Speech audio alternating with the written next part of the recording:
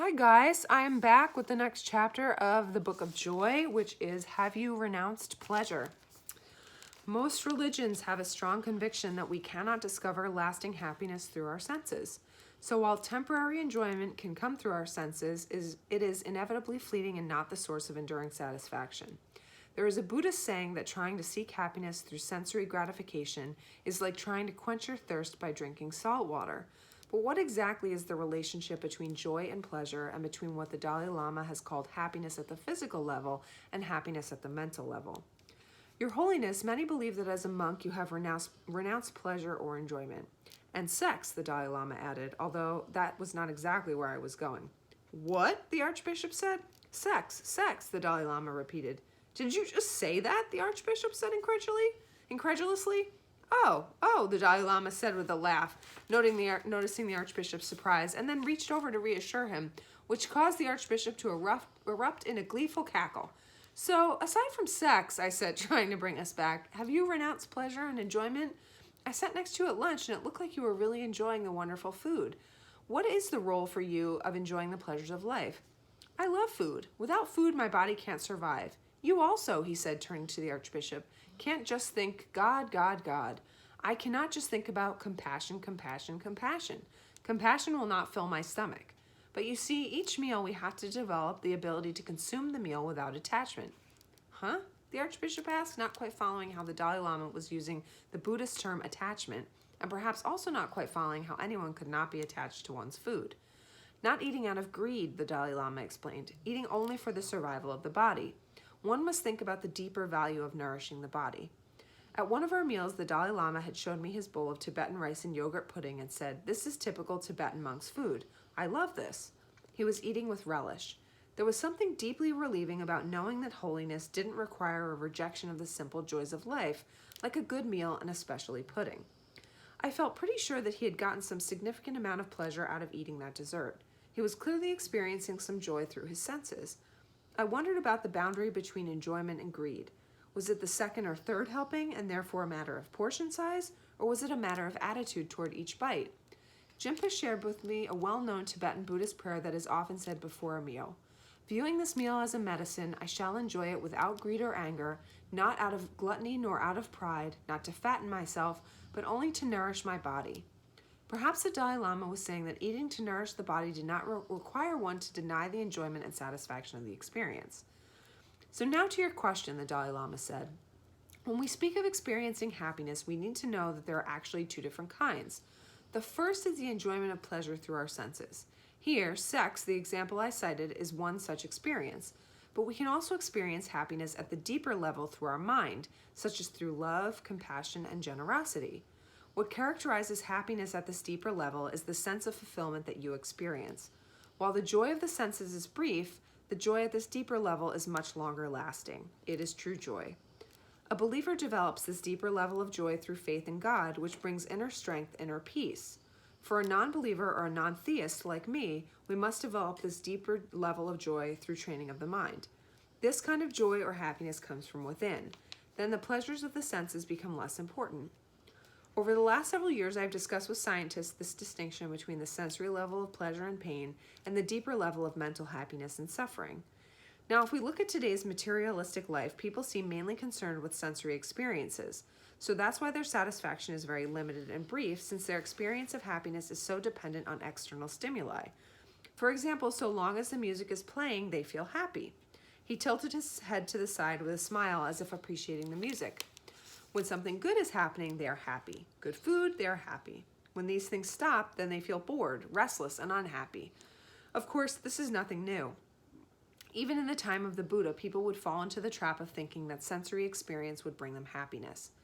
So when joy arises at the level of your mind and not just your senses, you can maintain a deep sense of satisfaction for a much longer period of time, even for 24 hours. So I always say to people, you have to pay more attention to the mental level of joy and happiness, not just physical pleasure, but satisfaction at the level of mind. This is true joyfulness. When you are joyful and happy at the mental level, physical pain doesn't matter very much. But if there is no joy or happiness at the mental level, too much worrying, too much fear, then even physical comforts and pleasure will not soothe your mental discomfort. Many of our readers, I said, will understand what physical pleasure is or the physical dimension of joy and happiness. They know how a good meal or a good song makes them feel. But what is this mental happiness or mental pleasure that you're talking about that lasts for 24 hours? A genuine sense of love and affection, the Dalai Lama said. Do you wake up with this joy, I asked, even before coffee? If you develop a strong sense of concern for the well-being of all sentient beings, and in particular human beings, this will make you happy in the morning, even before coffee. This is the value of compassion, of having compassionate feelings for others.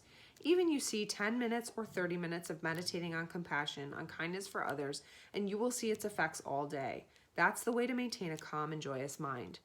Everyone has had the experience of being in a good mood and some trouble comes and you feel okay.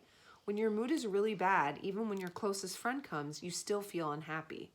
Did you feel that way when I came, the Archbishop said playfully. That's exactly why I came to the airport to receive you, so I could feel more unhappy and make trouble for you.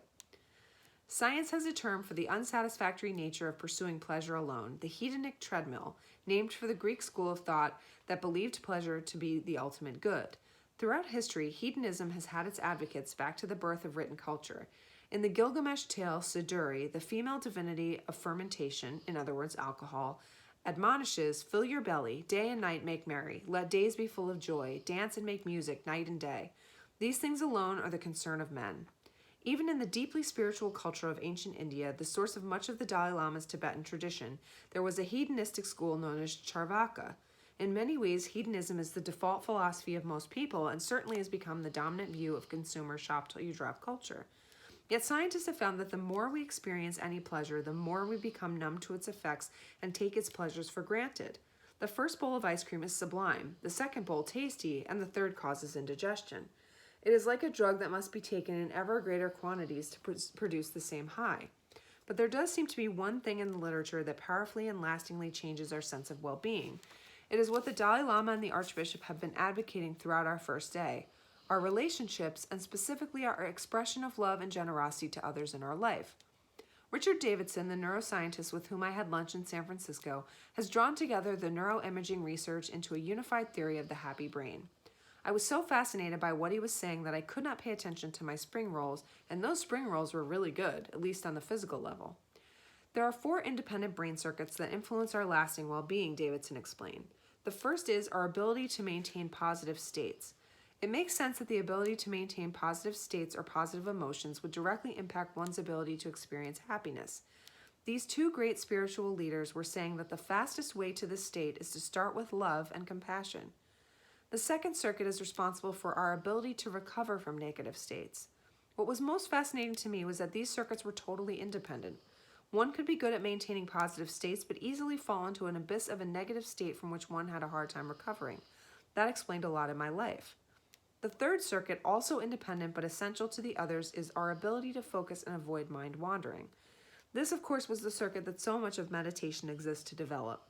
Whether it was focusing on one's breath, or a mantra, or the analytic meditation that the Dalai Lama did each morning, this ability to focus one's attention was fundamental. The fourth and final circuit is our ability to be generous.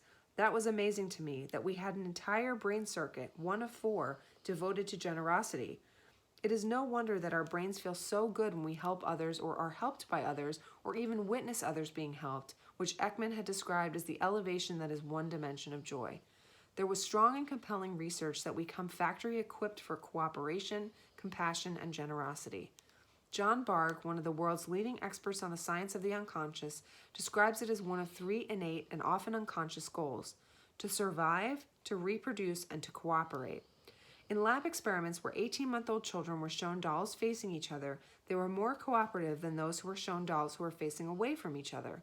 This unconscious prime, which can be turned on or off, Bargh argues, is one interesting example that cooperation is a deep evolutionary drive that exists from our earliest development.